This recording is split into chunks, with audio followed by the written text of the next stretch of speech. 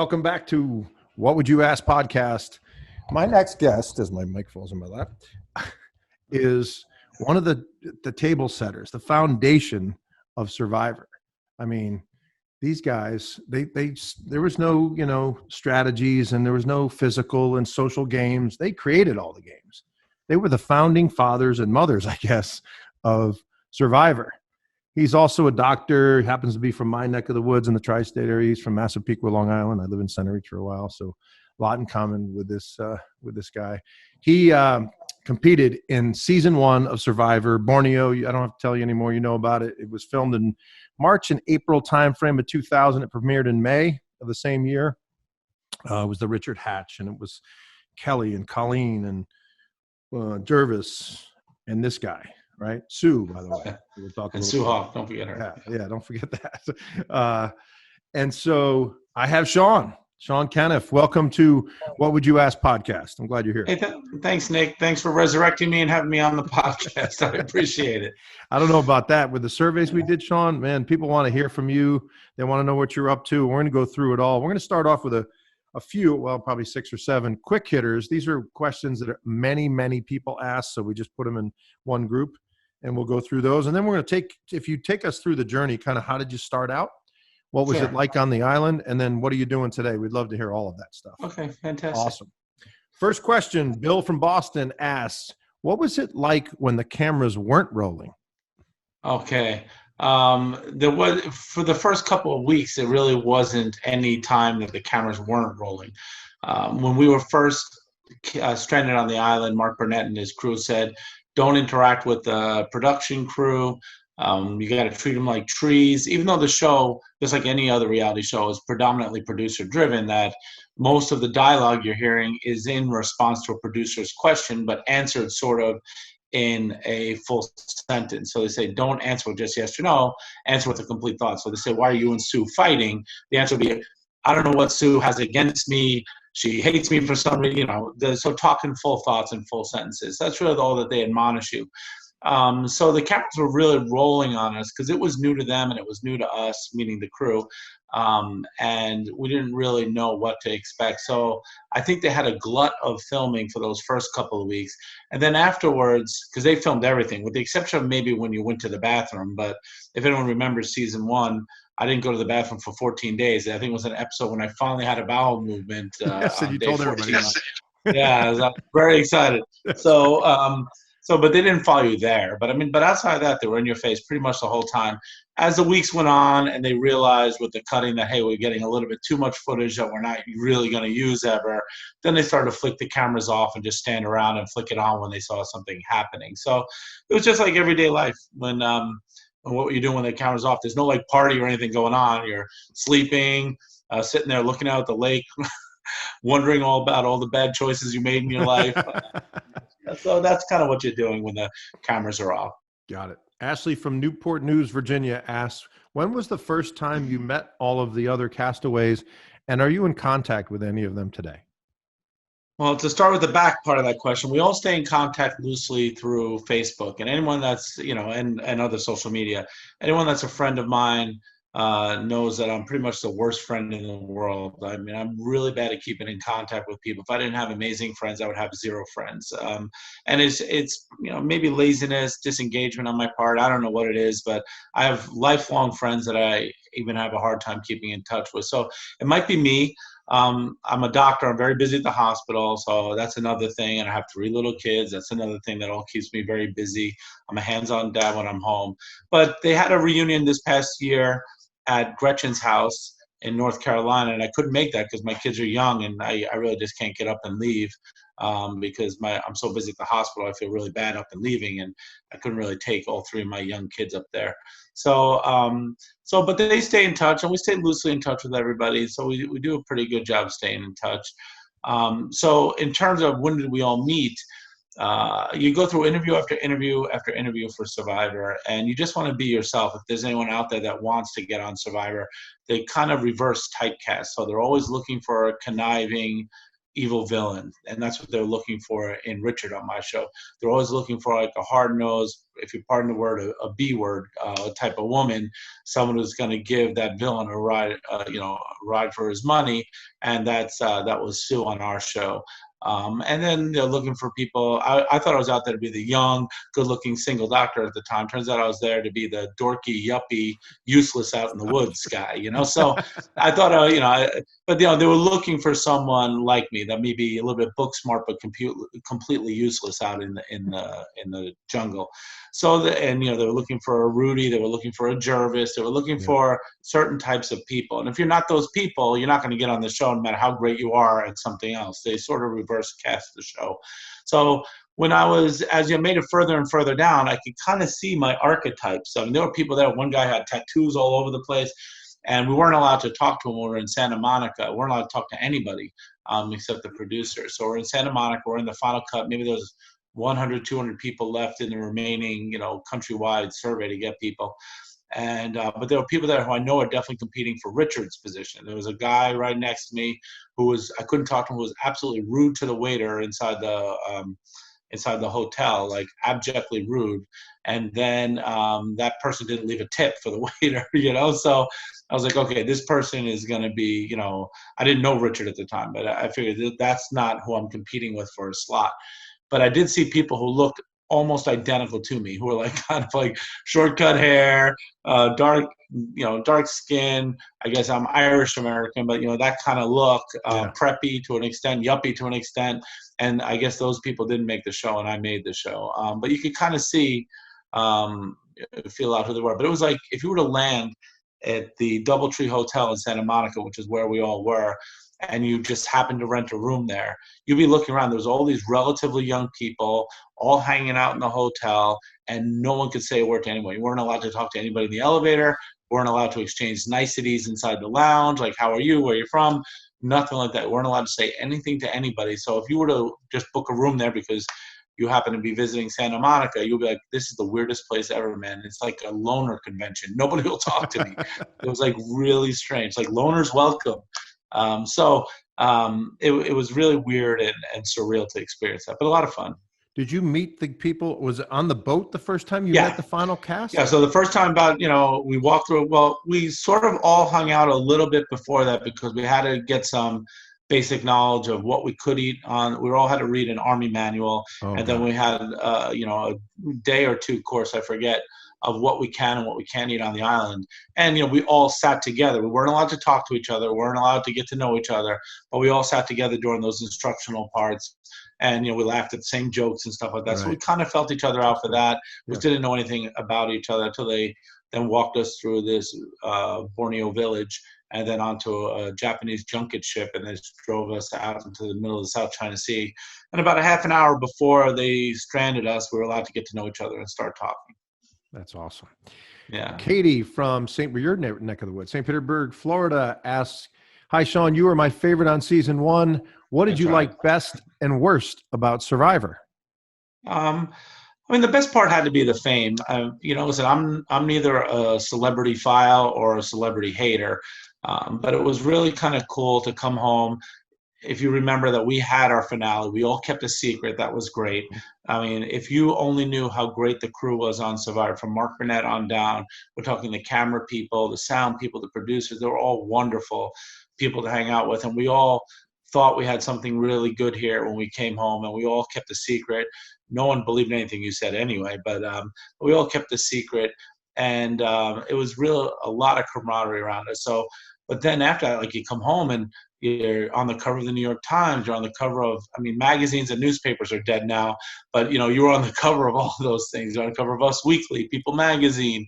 They're looking through your trash. They called all the hospitals I worked in to see if I had any ex-girlfriends.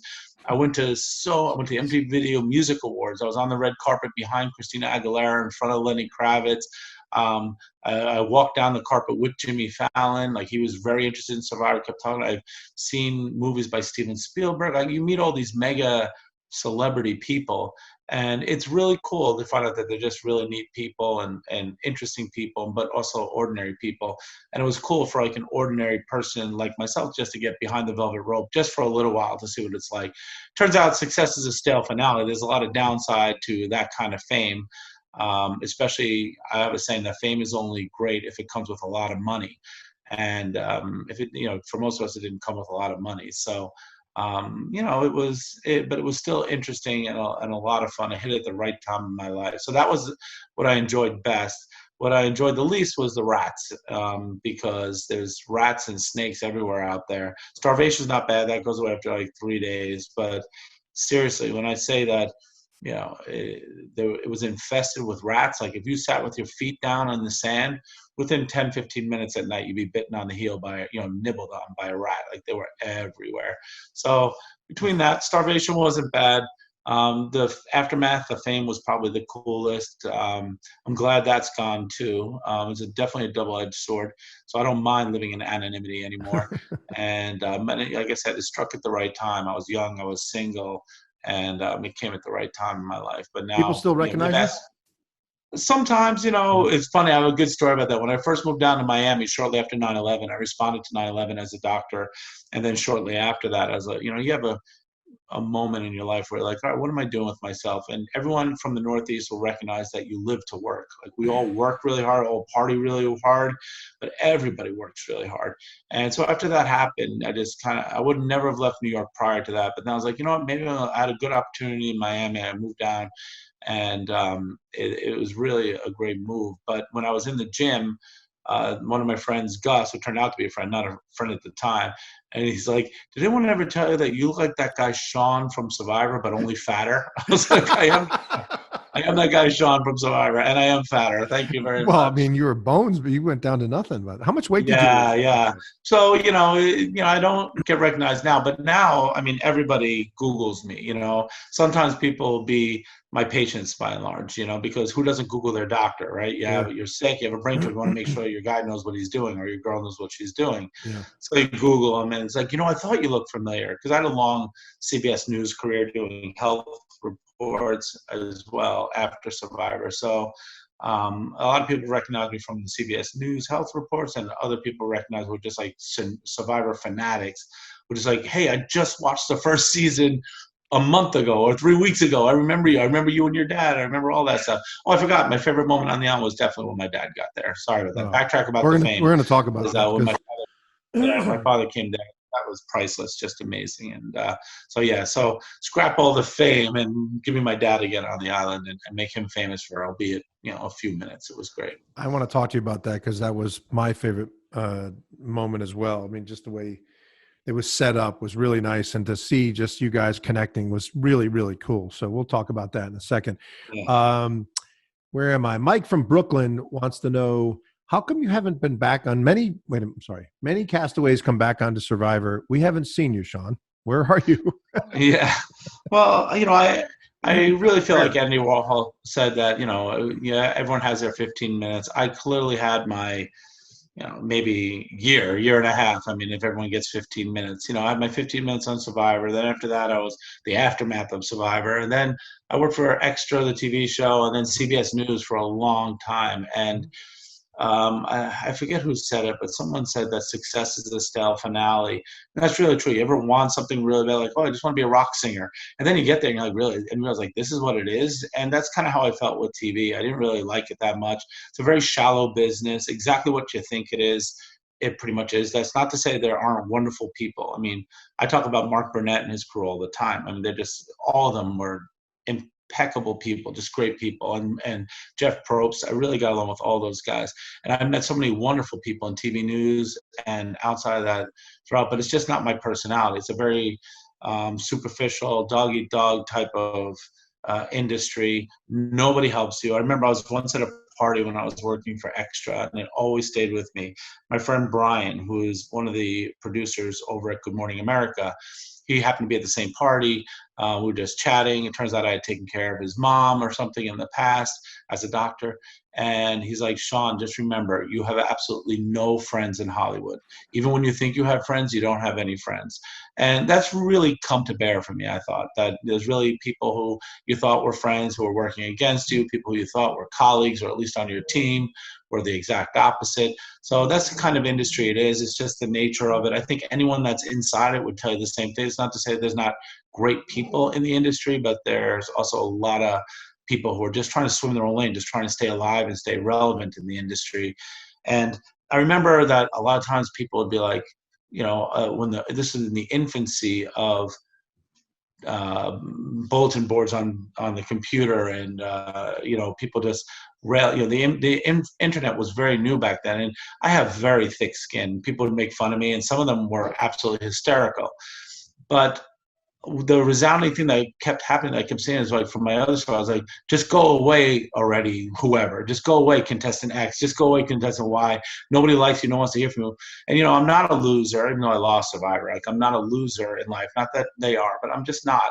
And I never want to be part of that loser convention. I never want to give people fodder for me to be up there, 8, 9 years after. I was like, just go away already. Just disappear. I don't want to be that person because, it's, I don't want to give any ammunition to that, which is actually a pretty valid argument. Get your day in the sun and have some fun and then go away. I've been asked a couple of times, and I always find a hard time to believe, like you, Nick, said, that people want to hear from me.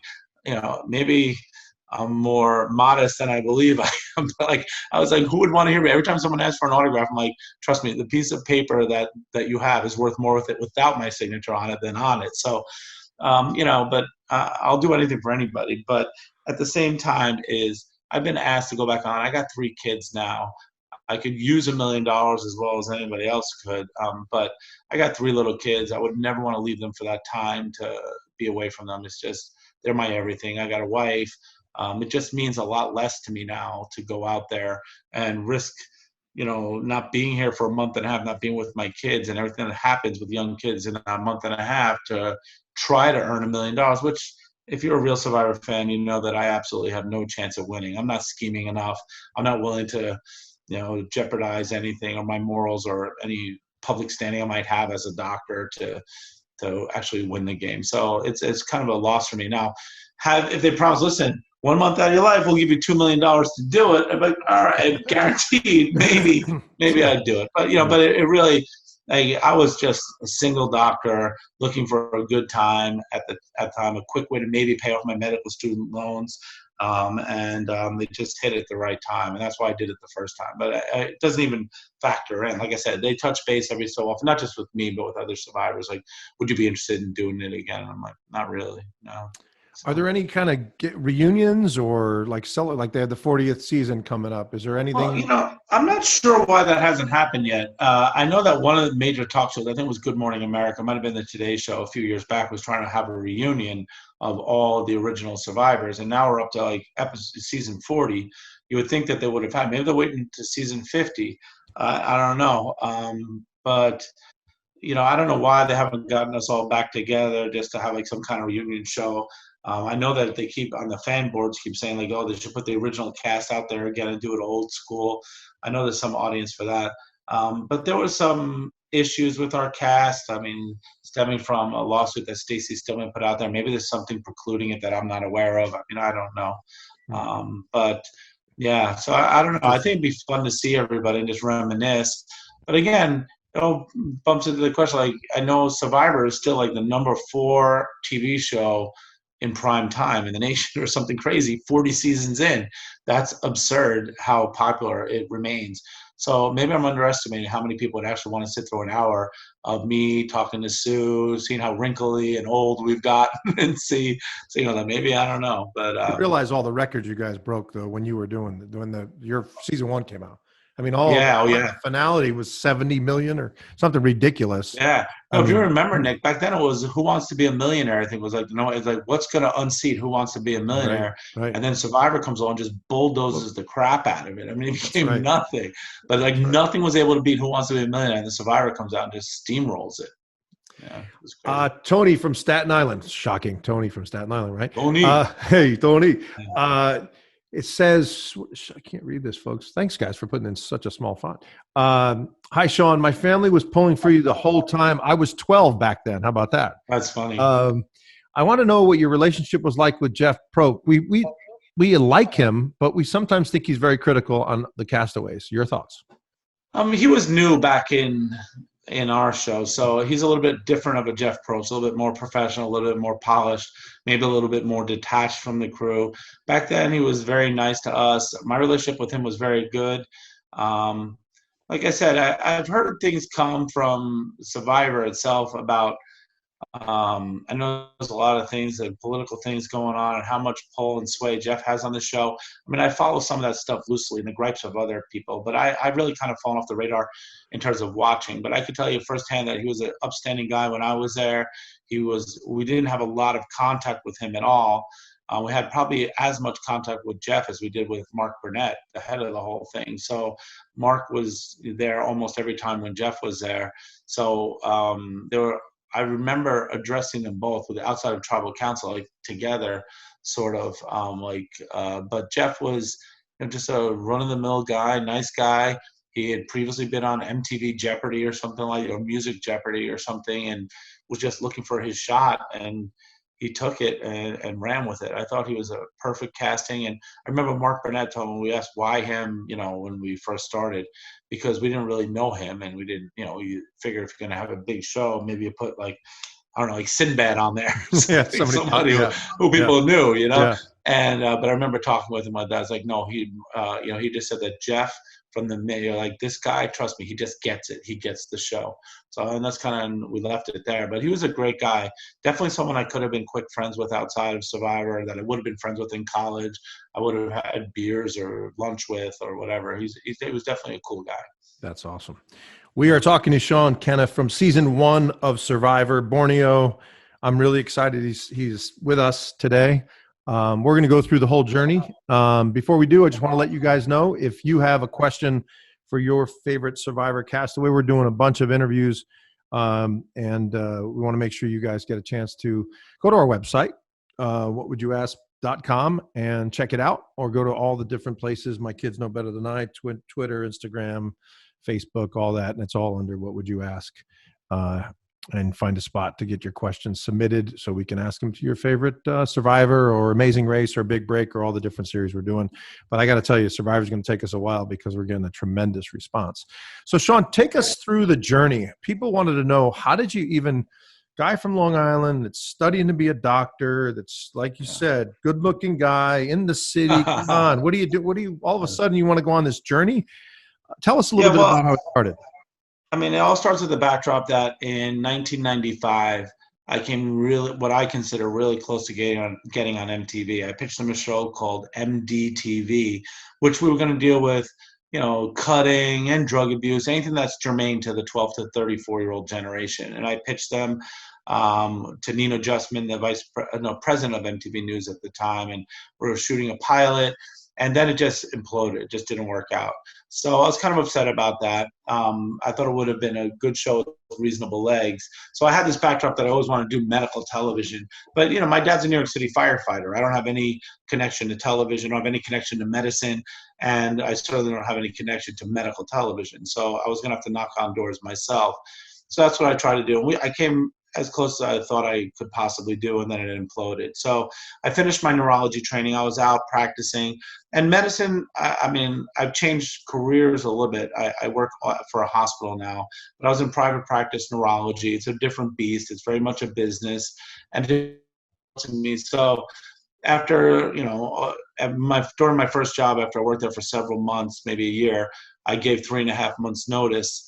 And then after I gave that notice, my roommate, who was at the University of Pennsylvania at the time, said, all right, why don't you come on down to Philadelphia? He's a neurosurgeon at UPenn.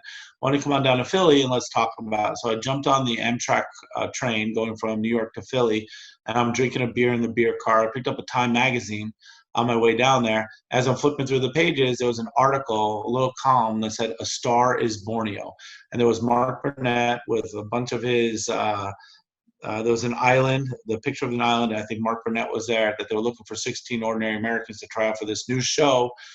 and they would cast you, throw you away at an island. You have to build your own society for a month and a half, but it's a contest for $1 million. So I was like, all right, well, I'm going to be out of a job in 2.5 months. Might as well try out for this show. So that's kind of how it happened. I just tried out on a lark and just, I never left New York State borders through college, medical school, and residency because I was so busy and broke. And then even when I wasn't broke, I only left like New York State borders to like go to New Jersey for like a sandwich or something. I never had money, never had time. So really the first time I ever flew anywhere as an adult was to fly out to LA to try out for this. And next thing you know, I'm on a plane in Borneo, just cut after cut after cut I made. And then I'm out there. I just couldn't believe it. A little bit of shell shock right there. Like, wow, this is really happening. So, but yeah, it was pretty cool though. But that's kind of how it happened. On the backdrop that I'd wanted to do TV before, then it fell through. And then I just happened to be drinking. If I didn't pick up Time Out, if I picked up Newsweek instead, or if I picked up a book, or if I bought work to do, if I hadn't had a beer, but I ripped it out and I kept it in my back pocket and then just applied.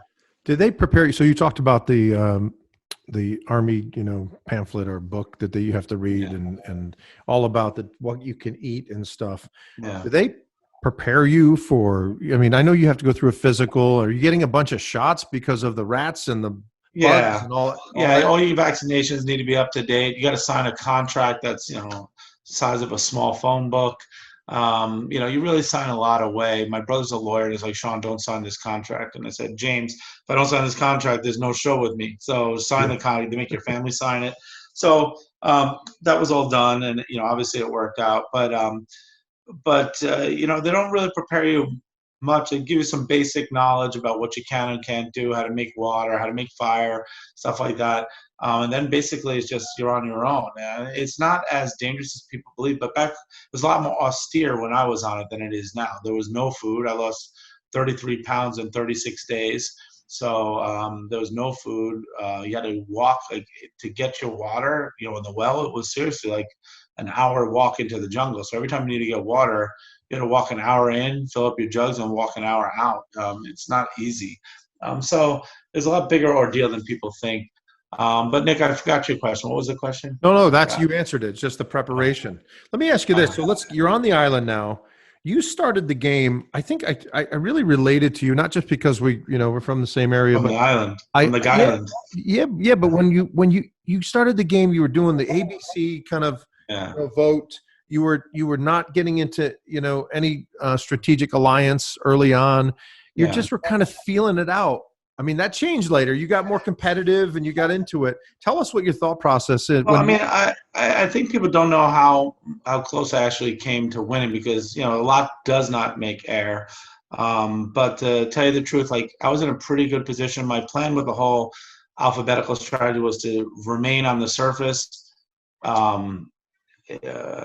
impartial. So people, I wouldn't create any enemies. It's the name your mom gave. Not a right? threat. So I'm just going to remain impartial. With the young, good-looking tribe, the Pagong tribe, didn't realize that Jervis, Jenna, Colleen, Gretchen, and Greg all came at the front of the alphabet, whereas my team, Rich, Rudy, Sue, and Kelly, and Sean, all came at the back end of the alphabet. So I got to vote for the whole other team, despite them not knowing that before I had to vote for my own. And I get this look of impartiality, despite the rest of my team having an alliance.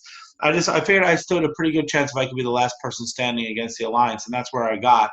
And then, in terms of what you didn't see, is that there was a trial where we're all running around in the woods, and there's these masks affixed with just twine, just a little brown twine to trees, and they told us this whole story, this folklore story about the island, right? And then you had to run with a camera and then read the question, answer it, and then move on. But you got to rip it off the tree. So I figured I'm a big, strong man, not knowing that I've been starving for 32 days. And I went there and I just yanked it. I was like, I got to be able to yank this off. Just put my foot on the tray, yanked it. It wouldn't come.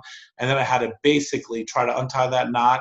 Probably took me 1 or 2 minutes just to get that knot out. I think I had to gnaw through the rope. But I finally got it off to answer my first question. And then coming out, when we're racing out, Kelly beat me by maybe, when we answer all the questions, kind of had to run and answer all the questions, maybe by, I don't know, she was maybe 5-10 steps ahead of me. So had I not been so pig-headed to think that I could rip that mask off, I would have answered all the questions before everybody and come out, and then I would have had immunity on the day that I got voted off. So, I thought I was a lot more physical, and I thought my brain was working pretty well to make it to outsmart the 4 remaining people. But I mean, I was wrong. I gave it a shot, but I think people underestimate the exact position I was in. And I'm telling you, what really did me in was trying to yank the mask off the tree, and it didn't make air. I seriously spent about a minute and a half at least trying to get that off the tree. So I lost by a few seconds. Like what you see is Kelly coming out, the me coming out, and her getting there. So the funny story with that is it Rudy, the older guy? Yeah. So Rudy, during that, I don't know if you saw that. You probably watched it since. But every time he runs up to one of the things, he reads the clue. He goes, "I don't know." He goes to the next one. He didn't know one answer. That was funny as hell. I wanted to ask you: did you think so? If they know you're a doctor, they know you're from the Northeast. Why are they thinking that you like? I love your story about talking about the good-looking group. They're all the C's and D's and E's of the alphabet, and you guys are the S's and all the bottom. I mean, that's brilliant. Yeah. Did you kind of not worry about whether they thought you were this sharp guy? You kind of let that go. Here's the thing: is that you would have to be out there to know this, but if you'd ask any of the contestants going forward, is that there's the producers are the other contestants in the show. 90% of what you see on the show is producer driven. So when I said they stick you in the bush and they ask Colleen, so what's going on with you and Greg?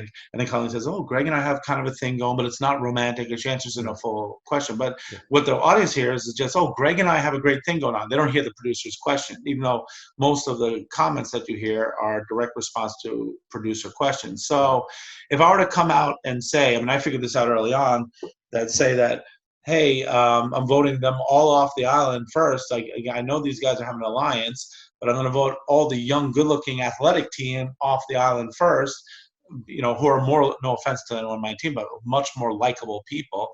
I vote them out first, and I'll just play the dumb guy and then vote for my other people off. So I could see the producers sticking Jervis in the bush and be like, so do you think that Sean is voting in alphabetical order because he's a nice guy, wants to remain impartial? Or do you think maybe it's because, you guys are kind of in the front of the alphabet? Like, I knew that question might come up. I remember thinking that I can't tell anybody that, because if I told one of the producers that, I ran the risk of them being like, did you notice that all you guys are at the front of the alphabet? Because I would have been the next one on the chopping block as soon as they figured that out. They were like, we're getting rid of Sean because he's voting for us.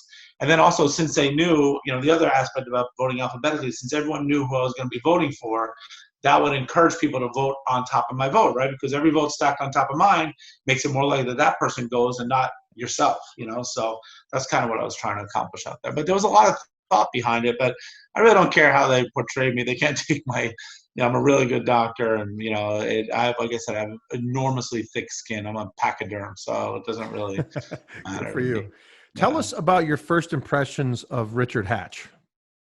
Like everybody, I didn't like him, but I would say that he's one of the guys that I really became true friends with after the show. I spent a weekend with him. Couldn't have had a better weekend after Survivor. I was with him when he cashed his $1 million up there. I just went up there to say hello. He was a great host. He's the type of guy who's like, he doesn't drink, he doesn't do anything. He goes to bed early. I was in bed at like 8:30 every night. It's a nice, relaxing weekend. And I know when I say that, I was like, oh my God, that a gay bash or that. It's not what happened at all. Richard was extremely respectful of my heterosexuality. And but he was just a really good person. We hung out and we actually became friends, and I asked him to do one favor. I was emceeing an event for a brain tumor charity, and he didn't even question. He came on down and he helped me out with that charity. So he's still awesome. A good guy, and I suspect he's still that same person, contrary to what you see. Part of that is his on-air persona, but he's a good person. At his core, he's a good person. He'd help anyone who's out there. If he saw you in trouble, he would help you. There's not a doubt in my mind. Unless there's $1 million at stake, then maybe he would. Yeah, there you go. But he's a good person. So a couple other things about the island. One of the questions we got, a ton of questions, Sean, was Sean and Jenna going out on that thing, having Yeah. an unbelievable dinner. They make Yeah. it obviously known that there's 4, 5, 6 bottles of wine or whatever. Yeah. They play, right? Two good looking people. All of our notes in the surveys go, they had to kind of at least get close. Well, getting back to Thoughts? what you don't see on television is the last thing that you're thinking of when you're out there and you're starving is sex. I mean, Yeah. no one showered. Listen, Jenna didn't smell. I was still a young-blooded, red-blooded American. Yeah. You know, she didn't smell. There wasn't anything like that going on. But I hadn't eaten in, you know, and I just had one bowel movement prior to that, and I hadn't eaten in, you know, I think it was like day 30 by the time I was there. I forget. Or day 25. So then they give us lobster and butter and all sorts of stuff. And I got the bubble guts. And then after that, I started exploding out the back end. I think I might have been vomited later. I'm not sure. I think it was both ends at one point. But I'm telling you, what didn't make air, which I'm surprised because they did a good job making fun of me on the show and editing me. But then they would have had to admit that they had a bathroom there nearby. But I mean, I probably had, I don't know, maybe 20 bowel movements in 2 hours. Just whatever I went right through me. Like I would have a couple of bites. I'm like, I gotta go again. I'm sorry. And then I would have a couple of bites. I gotta go again. It ran right through me. You're not feeling sexy or you don't feel seductive by doing that. That's for sure. And like I said, I wasn't there to there's plenty of time for shenanigans and stuff like that after the show at the wrap party. You don't need to do it in front of all of America. And I think Jenna was kind of the same mindset. But I know people have gone back and forth, like, did they do it? Did they not do it? I mean, there was nothing. There wasn't even like handhold. I don't even think they pushed the beds together. Like, we're on opposite ends of the tent and nothing happened. But we drank and we had a kick-ass time. I remember that. We had a really good time. So my favorite part of the whole season was you winning that night on the yacht, the dinner and the breakfast. First, let's touch on the less important piece, which was it strategic for you not to pick Kelly and to go with, hey, who wants to go? And, you know, Richard, or is that how it kind of went? Or yeah, I forget how it all played out. You would probably know better than I do, but I took Richard because I wanted to make a deal with him and I think it saved me. It did save me. It said they voted off Colleen instead of me. So and that was the deal that I kind of struck with him. That I said, like, listen, if you do this, I can guarantee we'll get Colleen out. That was really the only time that I really conspired with anybody. But I needed to at that time because I needed to be the last person standing against the alliance. At least that was my hope to get there. So I made some kind of deal with him. I forget, it was like I would take him if he votes Colleen off or however it was. It was a simple like thing. It wasn't like, like, hey, if we do this, then because what I said to him was that the girls, this was what I used. I said, listen, the girls, if I'm gone, the girls are going to have an alliance because there's a lot of female power out there. So that would have left him with just Rudy. And there would have been 3 or 4 girls voting him off, like Sue, Kelly, and Colleen would have easily voted them off one by one, the men. So it's like, because they were very much about, woman power and stuff out there. That didn't make it air either, but they were all pretty vocal about wanting a woman to win. And I was like, Richard, you know what's going to happen if I'm gone? Like, I can guarantee you I won't vote for you, but if I'm gone, all the girls are going to form an alliance against you and get you out of here. I think that really spoke to him. I think that's what convinced him. And then Colleen was the one to go. So, but it was a very important conversation. You can make fun of me all you want, No, that's a good one. When you invite the evil gay villain onto a boat, and people are going to talk, So, but it was very people. Listen, I was a lot more strategic out there than people think, and I'm sure the simple thing is that I was just an imbecile out there, which is also partly true. I mean, it was all new to everybody, and no one who knows me close doesn't know that I'm not an imbecile at my heart. I'm a really good doctor, a really good person, but imbecilic at times. And I certainly have my imbecilic moments out there, but that wasn't one of them. I was very strategic about Richard. I was also, the alphabet strategy was very well thought out. Wasn't publicized that way because I couldn't publicize it. Because if I publicized it, they would have sank my ship, no doubt about it. I will tell you quite honestly, I don't think that, and I've done a lot of research in preparation for this series we're doing for the podcast. And there's a top 10 list of idiot moves on Survivor. I gotta be number 1. No, Oh, you're not. really? You're not even in the top 10. There's guys that were giving people their hidden immunity to people, and then the person that they gave it to votes them off.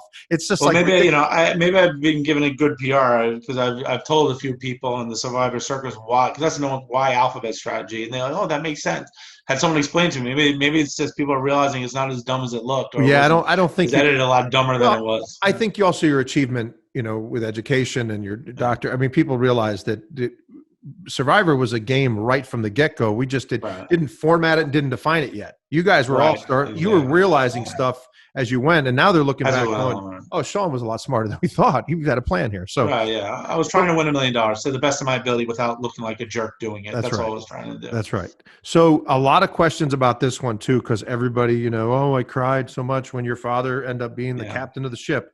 Was the first time you saw your dad when you walked up to him, said, "Hey, Captain," and he turns Yeah. around and looks at you? Yeah, I mean, that was just mind blowing. And again, we didn't know that this was the nation's #1 TV show at the time. I was thinking that this is going to be, CBS back then was still very much the Angela Lansbury network. Like that was their Right. #1 show, like a Murder She Wrote. So I didn't think anyone was going to be watching this. I had times where I thought, like, wow, I'm ruining my career by being out here with Richard walking around naked everywhere. So when you fill out this lengthy application, they ask you if you can get a letter from anybody on the island. And I was pretty funny in my responses.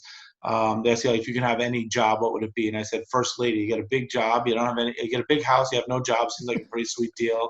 I try to be funny and a little engaging with the questions. But when they asked, like, if you can get a letter from anybody, who would it be if you were stranded on desert island? I wrote my mom because my mom's very good with words. And then if you can be have anybody on the island with you, who would you pick? And I pick my dad. My dad's a New York City firefighter. He's very crafty. He's a hero in every sense of the word. That same thing about those 9/11 firefighters. That's my dad. He would give his life for me, no doubt about it. And I answered honestly, if I was struck on a desert island, I'd want the man there who's crafty, strong, and someone who could help me get off the island and put his life in front of mine. So I wrote that meaningfully about my dad. So that was the question. But other people wrote like David Letterman or Jessica Alba or whatever. And the thing is that the one thing that I won, the one event challenge that I won was, the trivia contest from the book, from the Army manual, because I read the actual thing and cover to cover. So and I won that trivia contest from there. And then they told me, it was like, oh, we can't go on the yacht tonight. It's going to be tomorrow night. But when you edit it, it's going to look like it's the same night. So, but what I didn't know is that they had flown everyone's quote unquote significant other that they'd want to see on the island within reason. They didn't fly David Letterman out there or anything like that.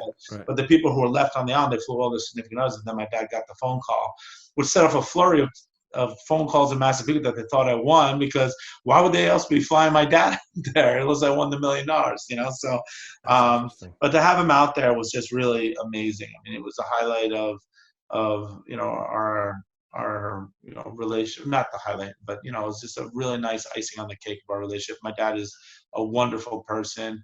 He's taught me everything, and as my mom is, and it's just great to share that experience of being on the Nation #1 TV show with him. Like 37, I think, million people tuned into that episode. 37 million people, and I never got more letters in my life that when people was like, "Hey, you know what? I love that. I cried with your dad because." I lost my dad 5 years ago, or I lost my dad. I love that you have a very close relationship with him. My dad's still alive. We're still very close. My mom's still alive. They live a few blocks away from me right here in Western Florida, and they've just been the greatest blessing on my life. So that's awesome. I just want to go on record. My father participated in 9/11 too. He's a chief from New Haven, Connecticut, and fantastic! I know exactly awesome. what you're saying. So yeah, I want to throw that out there. One other thing. God bless him, Nick. God bless him. Yeah, thank you. These are quick hitter questions. So just did Jeff go to dinner with you and your dad was he there for dinner? It looked like he was there for a while. Yes, I think he was. He didn't stay for dinner, but he was there to orient us and say a couple of things. Yeah. And then Rich seemed like he was really like he was blown away by your dad being there too. It was almost emotional when it was filmed. Yeah. I watched it last night again. Richard was like, hey, wow, hey, this is really cool. Did you get that sense as well? Did he appreciate the moment? For sure. I mean, it's something none of us, what a great surprise, right? But none of us expected that. And when we went back to Alan, I was like, get out of here. That's really your dad? That's really your dad? Yeah. So it was great. Yeah. And I'm sitting there having like appetizers, a glass of wine or something. He's like, oh, the captain wants to talk to you. Like, bro, I remember saying to Jeff, like, bro, I've been starving for like 32 days. I couldn't even, let me stuff some bread in my mouth. All right, let me go say hello to the captain, So they Oh, let your me outside. Yeah, reaction and his shocking. reaction was Yeah, it was priceless. shocking. He was scared for me, actually, because, dads are protective, and he was afraid for me after I showed him around. I was like, he thought I looked like hell, stuff that didn't make cameras. Like, Sean, he's like, I don't think these people care about you. He gave me a lot of warnings. Like, he's like, you look horrible. I don't know if you're okay, like that kind of stuff. Because I was very skinny at that time. Yeah, So, no, that's a yeah, dad, right? yeah. So want to move to final. You're coming out when you're supposed to address Kelly and Richard. I loved your thing. You're like, I have no questions for anyone. I just want, and you had kind of a positive comment to each of them. Where did that come from? You just didn't. You just felt that I mean, that it was comes what from my you. heart. I mean, I think, listen, it's a long, arduous contest, 39 days. We all didn't know what to expect. It was a lot of fun. I had good moments with both of them. I felt that Richard was very much the puppet master. And listen, it was against my grain to vote for Richard. I mean, I felt he deserved it. Um, my dad, get back to him, was something, it's always the right time to do the right thing. And nothing taken away from Kelly, but Kelly just kind of hung on there. And she was a really good competitor, but she hung on for a lot. And then she also had a little bit more like, some odds and ends with Sue and some other people. And there was also, it was other times that she wasn't altogether friendly to me. Whereas Rich was always friendly to me. On the surface, he was just an evil genius. As naked as he was out there, he was naked about himself. Like he was what he was. Whereas a little bit more subterfuge with Kelly. But I didn't feel it was a place to really tear people down. It was a long contest. I enjoyed both of their company. I think they both had equal merits in their own direction. I thought that it was edged out by Richard because he kind of masterminded everything, and I didn't feel it was the right place to tear anybody down. Rather than it's just always the right time to build people up and not tear them down, at least in my opinion. Two last questions before we find out what Sean's doing today. And folks, yes, we have Sean from Survivor Season 1, Borneo, on with us. You guys wanted him, and look, did I deliver for you or what? Voila. Yeah. So Sue didn't exactly say the same thing you said, Sean. She wasn't. Wow, did No, she come out and do her no, and there's a thing? lot of things out there. I've seen some rumors that I wrote Sue's speech. I did not write Sue's speech. Sue wrote her speech, or someone wrote it. But Sue, I remember seeing Sue write it. Sue's not the most eloquent person. She'd be the first to admit that. She's absolutely lovely, by the way, but she's not the most eloquent person. And she was writing it. I remember where she was sitting and writing it. And I did help proofread it and say no, say this or that. I put a comma here, whatever there. I mean, I remember that, but there was nothing like I did not absolutely under any respect write her. That was all Sue, unless something else happened. Someone else wrote it for her, but I Yeah. definitely didn't. And she's a smart cookie, so she's definitely smart enough to write that. And I think her sentiments were real and really expressed. I remember reading it and be like, "This is awesome." Do So you I mean, she did asked me you to read it. one of the What? questions from our listeners and viewers was, where did the anger? I mean, it was anger at Kelly. I mean, there Yeah, what was. did Kelly actually do to her? Yeah. Yeah, I forget. My memory's foggy on it, but there was something where um, it was about voting Richard out over or Rudy or something like that. They want to get Richard Yeah, out I think. before Rudy or something Yep. like that, and Yep. Sue didn't. Sue went with Richard as opposed to Kelly. It was a direct backstab from Yeah. what I recollect. But I don't know. I wasn't on the island at that time, but I don't remember. I watched it like with everybody else, but come to think, I've never watched it again. I only watched it the one time, so that's all I watched. I I watched it lived it last night, once and watched it once. and That's it. I watched the end last night, and I also picked up at the end. Sue goes to shake Kelly's hand, and she shakes her head no and walks away. I thought that was very Yeah. interesting as well. That it just shows you how compelling and Well, real this show. it deprives them of $1 million. They were best Yeah. friends right up towards the Yeah. end. They were really tight. But it's a contest for $1 million. And listen, Kelly has a right to be angry at anyone. Like we could have voted her $1 million and we didn't.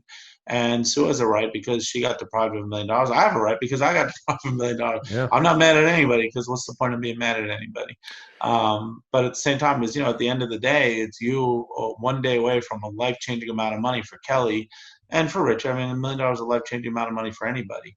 But it was a life-changing amount of money, and to deprive someone of that, I mean, there's going to be a lot of bad blood between there. That's how What did Sue you? felt. Sue was a trucker, and she needed the money as much as anybody. Yep. So, Yep. That's true.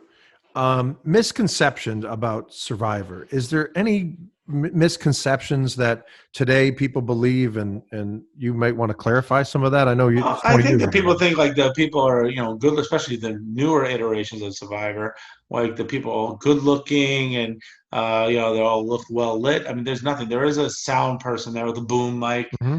You're kind of stuck in there. They might have a reflector sometimes, one of those little things like that, but no, there's no big like thing. Yeah. There's no makeup at all. So they just pick people who I think could weather looking bad and not shaving and not bathing for a month. And I think they look at them like, who's going to have some kind of camera presence? So I think people they got to put makeup on because look at how good she looks on. Look how good Colleen looked on day 32. I was like, Colleen's just a pretty person, like she's going to look good 25 years from now. Yeah. So. So tell everybody what Sean's up to today. What's going on in your life? Well, what every other doctor's doing, I work. I'm a neurologist, but as a lot of people know, about 20 to 30% of all coronavirus cases have some neurological issues. So I'm taking care of those a lot. I'm what we call a neuro hospitalist. So I don't do any office. I just do hospital care. So all your brain tumors, aneurysms, strokes, comas, whatever. That's what I take care of in the hospital. It's a great job. I work 1 week, 24 hours a day, 7 days a week. So I'm kind of like a resident.